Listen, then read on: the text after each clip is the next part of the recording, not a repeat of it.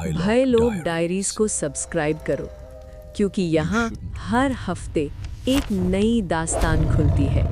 और याद रखना, भय लोक में कहानी खत्म नहीं होती, वो बस शुरू होती है। सब्सक्राइब, वरना अगला नाम तुम्हारा हो सकता है। लुंगथी से लौटने के बाद भी वो आवाज मेरा पीछा नहीं छोड़ रही थी। जीप पहाड़ों से नीचे उतर रही थी, लेकिन मेरे कानों में अब भी वही खुरदरी फुसफुसाहट गूंज रही थी। आकाश। थेपोंग बार बार रियर व्यू मिरर में मुझे देख रहा था। मैंने उससे पूछा, तुमने सच में कुछ नहीं सुना? उसने सख्त आवाज में कहा, जो सुनता है वो यहां से वापस नहीं जाता। मैं चुप हो गया। रास्ते भर मुझे लगा जैसे जंगल के पेड़ उल्टी दिशा में नहीं बल्कि हमारे साथ साथ चल रहे हों, जैसे कोई चीज ये सुनिश्चित कर रही हो कि मैं सच से दूर न जा सकूं। नीचे कस्बे के छोटे से गेस्ट हाउस में पहुंचकर मैंने सबसे पहले कैमरे की मेमोरी कार्ड निकाली। कैमरा टूटा था, लेकिन कार्ड सही था। मैंने लैपटॉप खोला, फाइलें ट्रांसफर की। पहला फुटेज, गांव का एंट्री शॉट, धुंध, खाली रास्ता। दूसरा, बूढ़ी औरत के घर के सामने मेरी रिकॉर्डिंग। मैंने प्ले दबाया। स्क्रीन पर मैं था, लेकिन वहां कोई बूढ़ी औरत नहीं थी। मैं हवा से बातें कर रहा था। आप यहां क्यों आए? वीडियो में सिर्फ मेरी आवाज थी। सामने खाली चौखट, कोई लालटेन नहीं। मेरे गले में कुछ अटक गया। मैंने टाइमलाइन आगे बढ़ाई।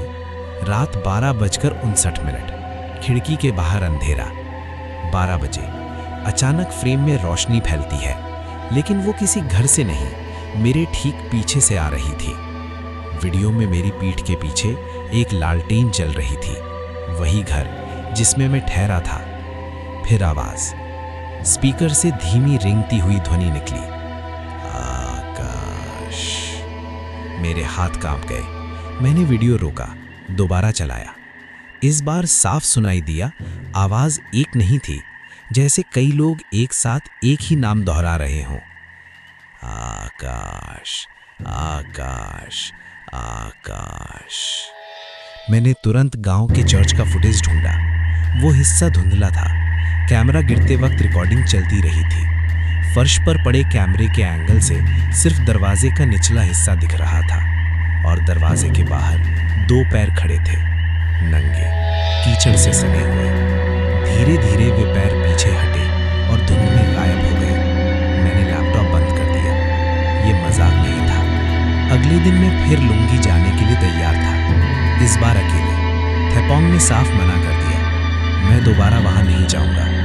मैंने दूसरी गाड़ी किराए पर ली। नया ड्राइवर जेम्स। वो उस गांव का नाम सुनकर हंसा। वहां तो अब कोई रहता ही नहीं। तो फिर रात को लालटेन कौन जलाता है? मैंने पूछा। वो चुप हो गया। दोपहर तक हम गांव के पास पहुंच गए, लेकिन इस बार रास्ता अलग था। पिछले दिन की कच्ची सड़क गायब थी, वहां सिर्फ घना जंगल था। यहीं से तो आए थे, मैंने कहा। जेम्स ने सिर हिलाया। यहाँ कभी सड़क थी ही नहीं। मेरे पैरों के नीचे जमीन खिसकने लगी। मैंने मोबाइल निकाला। मैप में लुंथी नाम का कोई गांव नहीं था। फिर भी मुझे यकीन था, मैं वहां गया था। मैंने जंगल के भीतर पैदल जाने का फैसला किया। जेम्स ने चेतावनी दी, सूरज डूबने से पहले लौट आना। जंगल असामान्य रूप से शांत था, न पक्षियों की आवाज, न हवा की सरसराहट, जैसे समय यहाँ रुक गया हो। करीब आधे घंटे बाद मुझे लकड़ी का एक खंभा दिखा। उस पर धुंधला सा नाम खुदा था, लुंथी 2 किलोमीटर। मैंने राहत की सांस ली, मतलब गांव है। जैसे जैसे मैं आगे बढ़ा, जमीन पर जले हुए लकड़ी के टुकड़े दिखाई देने लगे। राख अब भी ताजा थी। कुछ दूर पर मुझे पहला घर दिखा, लेकिन वो वैसा नहीं था जैसा मैंने देखा था। वो पूरी तरह जला हुआ था, दीवारें काली, छत ध्वस्त। मैं तेजी से आगे बढ़ा।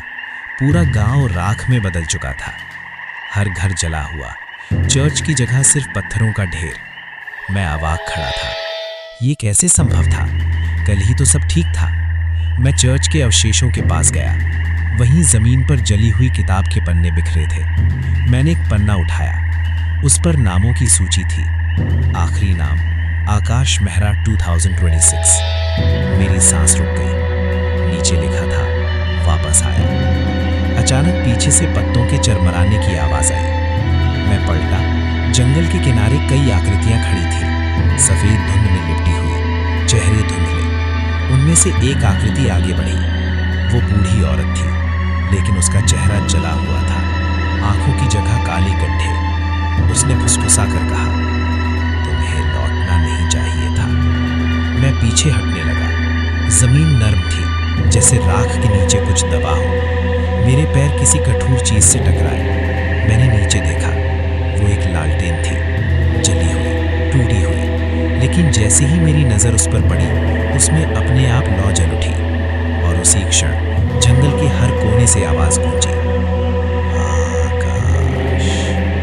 मैंने भागना चाहा, लेकिन पैर जमीन में धंसने लगे। धुंध में खड़ी आकृतियां एक एक कदम मेरी तरफ बढ़ रही थी। बूढ़ी औरत ने हाथ उठाया। उसके पीछे मुझे कई चेहरे दिखे, पुरुष, महिलाएं, बच्चे, और सबसे पीछे मैं खुद खड़ा था। वही चेहरा, वही कपड़े, लेकिन उसकी आंखें पूरी तरह सफेद थी। वो मुस्कुरा